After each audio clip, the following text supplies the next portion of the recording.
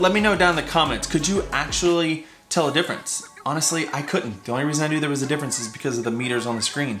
So those of you who are saying there's a difference, you gotta give me something more scientific than it just feels different, because we do have this placebo effect where we play through something cheap and we play through something expensive or something big and something small, or volume differences, and we just think that that's better.